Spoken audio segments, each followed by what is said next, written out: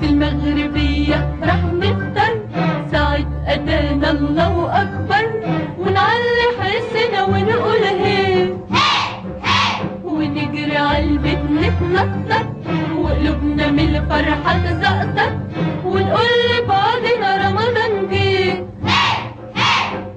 افرحوا يا بنات يلا وهيصوا، رمضان ونور فوانيسه، يا حلاوة الدين والقمر الدين وكياس النقل وقرطين.